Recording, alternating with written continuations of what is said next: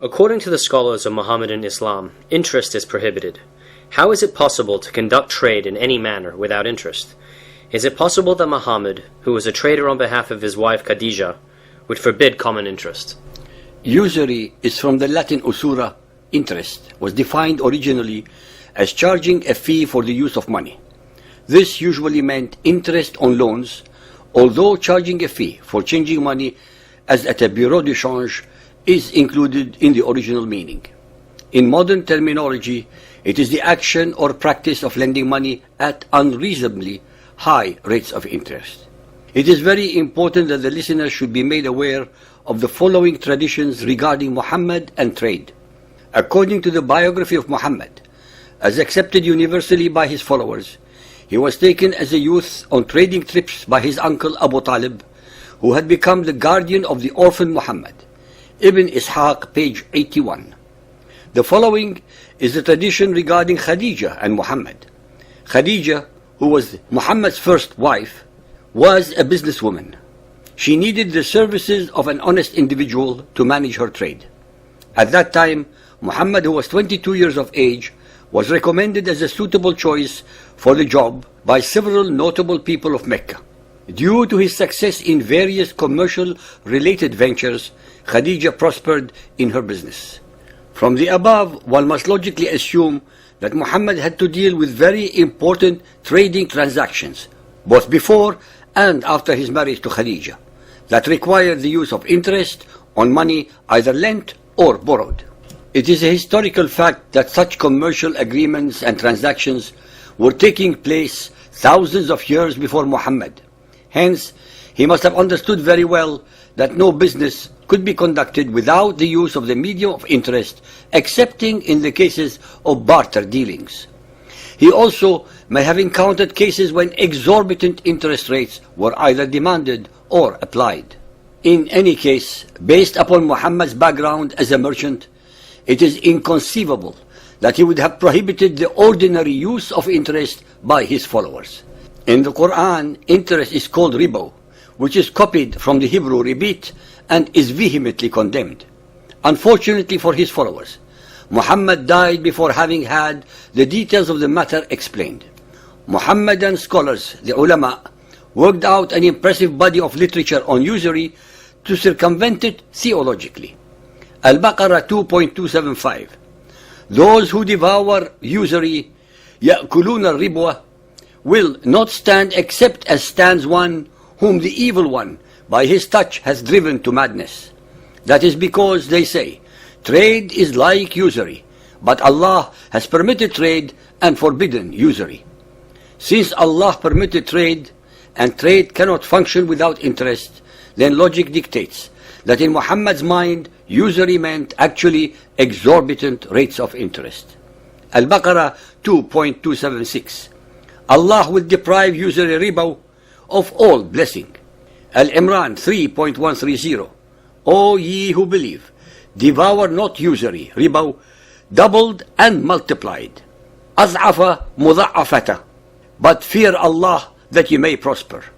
In fact, that in the verse above the terms doubled and multiplied is used with such vehemence could have only applied to exorbitant interest rates. Al-Nisa 4.161. That they, the Jews, took usury, al-riba, though they were forbidden, and that they devoured men's substance wrongfully.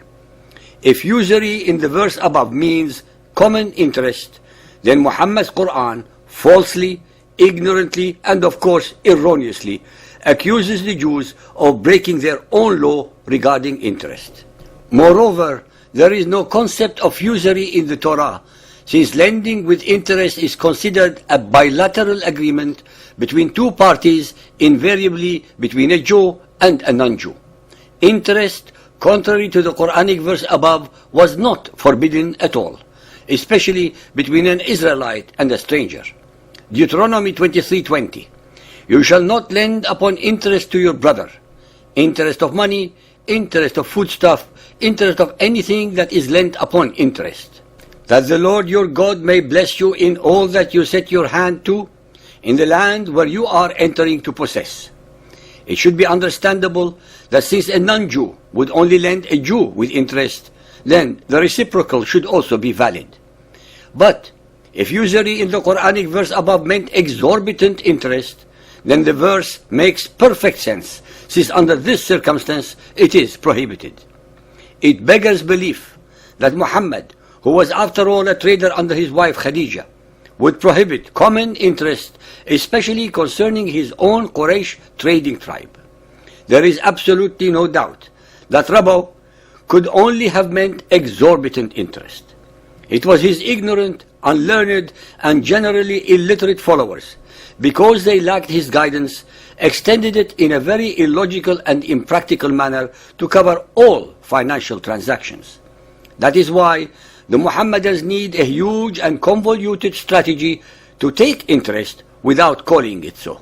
Thus, trying to defy the logic that a rose by any other name is still a rose. Although interest is prohibited under Sharia law for the allegedly noble reason that all earning should be as the result of one's own sweat and effort, nonetheless, and based upon their own historical records, Muhammad and his followers found much simpler ways of enriching themselves by dispossessing, enslaving, conquering and plundering others of their produce and wealth. In modern times, the Muhammadans have created an elaborate methodology to circumvent this prohibition and disguise it in Islamic cloak of terms and financial arrangement, but with exactly the same results, which is to either pay or receive interest but under other guises. What the Muhammadan records prove is that when it was applied to those who were not his followers, the unbelievers, such as the Jews and Christians to start with, he demanded and extorted in many cases up to 50% of their produce without any physical or financial input from him or his followers. The Zoroastrian Persians later suffered the same fate. This, of course, was not and is not considered by the Muhammadans as an unfair or unjust deal. There is absolutely no doubt, based on all the evidence and background of Muhammad, that his followers got it all wrong because he did not live long enough to explain what he meant, and in their ignorance came to the wrong and stupid conclusions. Al-Tirmidhi Hadith 2826, narrated by Abu Huraira. Allah's Messenger said, usury has 70 parts, the least important being that a man should marry his mother. The term usury, used in the above context, has no commercial connotations whatsoever. In fact, it is used as a means of expressing an obscene degree of immorality, that a son should marry his mother. Since no commercial transaction is involved, then usury in this instance can only confirm that its meaning applies only to exceptional cases pertaining to totally immoral and or unjust circumstances such as exorbitant interest rates. Al-Tirmidhi Hadith 2830, narrated by Umar ibn al-Khattab. The last verse to be sent down was that on usury, but Allah's Messenger was taken without having expounded it to us. So leave aside usury and whatever is doubtful. Al-Khattab's comment, so leave aside usury and whatever is doubtful, is one among the most astute regarding the subject of usury. He is implying that since Muhammad had not detailed its meaning, Muhammadan scholars should not make a huge and uninformed issue of it.